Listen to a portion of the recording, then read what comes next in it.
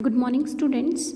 आज हम पहले डिस्कस करेंगे कुछ सर्कल्स को ट्रेस करना और उसके बाद हम एक्सरसाइज 10.5 के क्वेश्चंस को डिस्कस करेंगे। अब जैसे अगर हमें r = 3 की बजाय कुछ भी हो सकता है, इन जनरल मैं a भी ले सकती हूँ। तो जब हमें इस सर्कल को ट्रेस करना, तो यहाँ देखो r की वैल्यू 3 है, थीटा पे कोई भी कंडीशन नहीं है, मीन्स थीटा हमारा चाहे हम कुछ भी लें r हमेशा 3 आएगा। मीन्स थीटा = 0 पे भी r की वैल्यू 3 है, थीटा π/2 पे भी r 3 है, थीटा -π पे भी r 3 है और थीटा -π/2 पे भी r की वैल्यू कितनी है 3। तो इन सारे पॉइंट्स को जब ज्वाइन करेंगे तो ये सर्कल हमारी ये वाली बनेगी r = 3 के लिए। अब 3 की जगह अगर 2 होता तो ये सर्कल हमारी रेडियस 3 की बन जाती, 5 है तो 5 रेडियस की बन जाती। अब नेक्स्ट हम डिस्कस करते हैं r = 2 sin थीटा, इस सर्कल को ट्रेस करने के लिए। अब इस सर्कल को ट्रेस करने के लिए यहाँ देखो, अगर थीटा की वैल्यू 0 है तो यहाँ से r कितना आ जाएगा 0, तो ये पॉइंट बनेगा। थीटा की वैल्यू π/2 है तो r कितना आ जाएगा 2। अब 1 और अगर 2 मैं ये लूँ, थीटा π/2 पे r की वैल्यू 2, थीटा पाई है, थीटा पाई पे r की वैल्यू, पाई वाली लाइन ये है, r कितना है 0, तो ये बन जाएगा हमारा। अब इसके अलावा अगर हम r की वैल्यू π/4, π/3 और π/6 लेंगे तो वो पॉइंट्स हमारे इधर वाले इस पार्ट पे लाई कर जाएंगे। मीन्स अगर हम लेके चले, अगर r की वैल्यू में थीटा की वैल्यू π/6 लूँ तो साइन π/6 मीन्स साइन 30 हमारा होता है 1/2, और यहाँ पे जब हम पुट करेंगे साइन 32 इंटू 1/2 1 आ जाएगा। मीन्स देखो अगर 60 वाला एंगल अगर मेरा ये है, r की वैल्यू हमारी कितनी आ गई 1, तो ये पॉइंट हमारा यहाँ आ जाएगा। मीन्स हमारी सर्कल इस तरीके से बनेगी। r = 2 sin थीटा के लिए सर्कल हमारी y एक्सिस की डायरेक्शन में बनेगी। ऐसे ही अगर हम r = 2 cos थीटा के लिए पढ़ें तो देखो जब थीटा 0 है तो r की वैल्यू 2, मीन्स थीटा 0 r 2 है तो यहाँ पे कहीं पॉइंट होगा। उसके बाद थीटा π/2 है तो r की वैल्यू 0, मीन्स इस लाइन के अलोंग r हमारा 0, ये पॉइंट आ गया। उसके बाद अगर मैं थीटा को पाई लूँ तो r हमारा -2 आएगा। देखो थीटा पाई वाली लाइन ये है और r की वैल्यू -2 है, और जब r की वैल्यू -2 तो हम अपोजिट साइड पे कंसिडर करते हैं। मीन्स थीटा = पाई वाली लाइन पे अगर r हमारा सिर्फ 2 आ जाता तो हम ये वाला पॉइंट लेते, बट अब हमारा r -2 आया है इसीलिए ये अपोजिट डायरेक्शन में चला जाएगा। मीन्स थीटा = पाई पे r -2 हमारा यहाँ ट्रेस होगा। ऐसे ही थीटा की वैल्यू 2 पाई लेंगे तो r की वैल्यू हमारी 2 आ जाएगी। अब ऐसे ही थीटा की वैल्यू अगर मैं 60 डिग्री ले लूँ तो cos 60 हमारा कितना होता है 1/2, और ये हमारे पास था 2 cos थीटा, तो 2 इंटू 1/2 ये 1 बच जाएगा। मीन्स r की वैल्यू 1 आई जब थीटा हमारा 60 डिग्री है, तो यहाँ कहीं ऐसे ही 60 पे आया है, इधर की डायरेक्शन में निकालेंगे तो इस केस में हमारी जो सर्कल है ना वो इस तरीके से बनेगी। तो बस ये ध्यान रखना है, अगर r = साइन थीटा की फॉर्म में है तो सर्कल बनेगी y एक्सिस की डायरेक्शन में।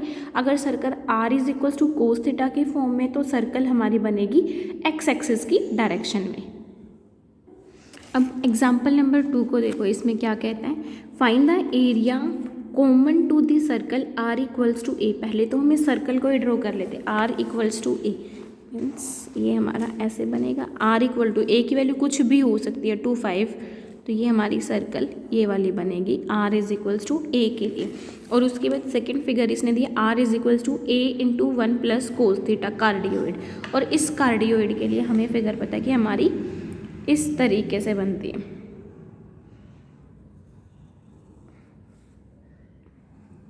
सिमेट्रिकल है तो ये इस फॉर्म में आ जाएगी। अब देखो इसने क्या कहा, area common to the circle and cardioid. अब सर्कल तो हमारा ये था और कार्डियोइड हमारा है, अगर इन दोनों का कॉमन एरिया देखें तो हमारे पास ये बनेगा। अब हमें ये कॉमन एरिया निकालना। अब कॉमन एरिया निकालने के लिए दोनों ही फिगर्स हमारी इनिशियल लाइन के अबाउट सिमेट्रिकल थी, तो टोटल एरिया निकालने के लिए हम क्या करेंगे, रिक्वायर्ड एरिया इज 2 टाइम्स कर देंगे area about initial line, area about initial line, means ऊपर वाले एरिया को निकालेंगे। अब ऊपर वाला एरिया भी देखो अगर हम इतने पार्ट को कंसिडर करते हैं तो ये वाला एरिया तो हमारे सर्कल ने कवर किया हुआ है, और अगर हम इस वाले पार्ट को कंसिडर करें तो ये वाला एरिया हमारे कार्डियोइड ने कवर किया हुआ है। तो इन दोनों की हेल्प से हम एरिया फाइंड आउट करेंगे। अब एरिया निकालने के लिए पहले हमें थीटा की लिमिट्स भी निकालनी पड़ेंगी।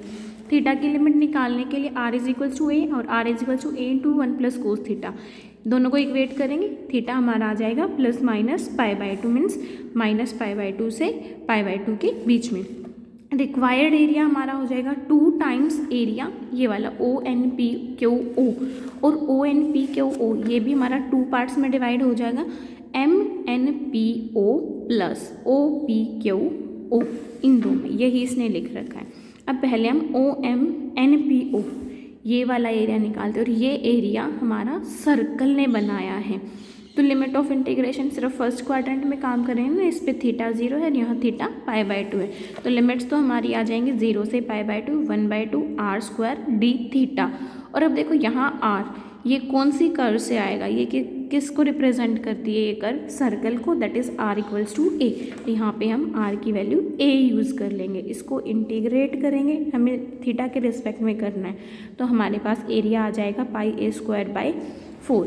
अब हम ये वाला एरिया फाइंड आउट करेंगे OPQO। अब ये वाला एरिया कार्डियोइड ने बनाया है, तो यहाँ पे r जब हम लेंगे ना तो कार्डियोइड की इक्वेशन से r की वैल्यू उठाएंगे।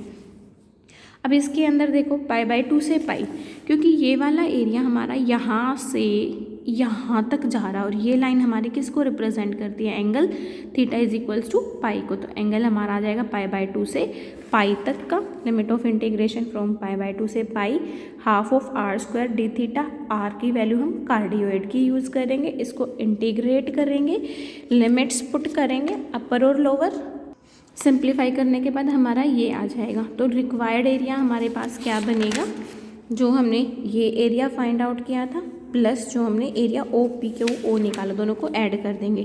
तो πa²/4 प्लस दिस वन, दोनों को ऐड किया, सिंप्लीफाई करेंगे तो ये हमारा आ जाएगा। अब हम डिस्कस करते हैं एक्सरसाइज 10.5 को। 10.5 में पहले क्वेश्चन नंबर 2 देखो, r is equals to 2a cos theta and r is equals to a into 1 plus cos theta.